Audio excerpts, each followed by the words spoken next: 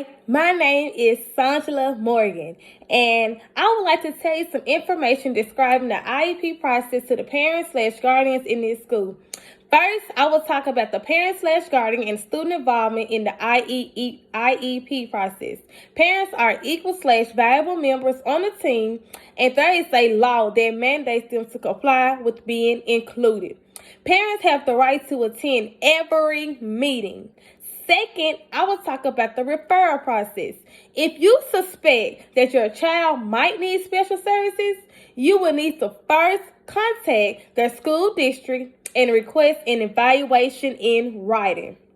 The IDEA, which stands for Individuals with Disability Education Act, requires public schools locally to identify, locate, and evaluate each student that may have a disability.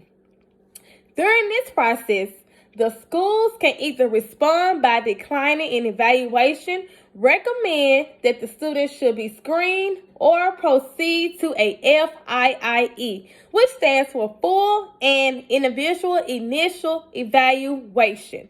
Next, I will talk about the evaluation process. Before an evaluation can take place, the school must have your written consent form. Please make sure you sign all paperwork in a rapid time so that the process can continue to go smoothly.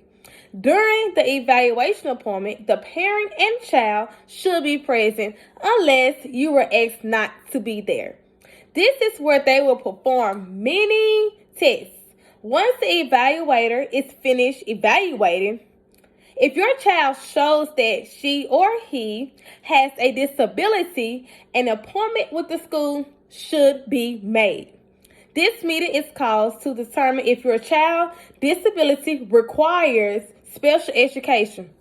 And if so, this is when the IEP begins to form. The next subject on the list is eligibility.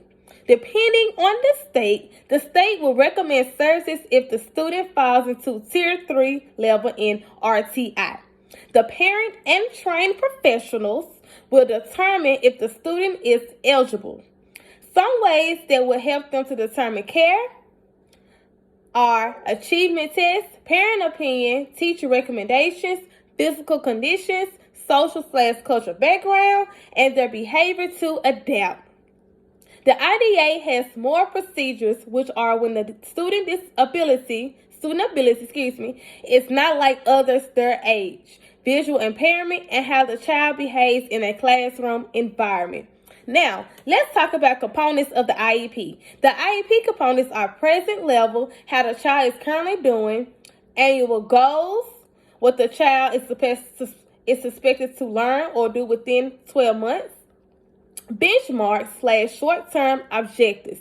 This is only for students with a disability and take different tests. Measuring/reporting progress, how the child progress is moving to their goal. Special education. These are the services that will be provided to the child. Related services, if the child needs extra help in a specific area.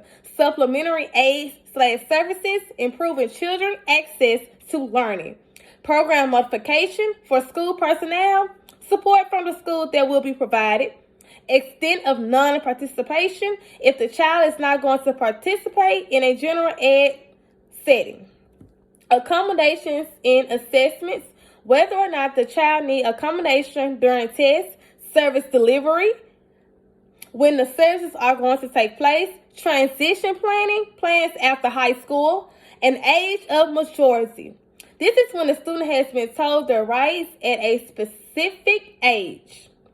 Expectations for ongoing communication between the teacher, school, and parent/guardian to support the development and achievement of the student are having our IEP meetings, quarterly, and annual progress monitoring reports. Last but not least, the ethical responsibilities the teacher has as to uphold the integrity of the profession as part of the IEP process are upholding laws, regulations, and policies that influence professional practice, such as maintaining challenges, expectations for individuals with exceptionalities to develop the highest possible learning outcomes, and quality of life potential in ways that respect their dignity, culture, language, and background. And using evidence, instructional data, research, and professional knowledge to inform practice. Thank you.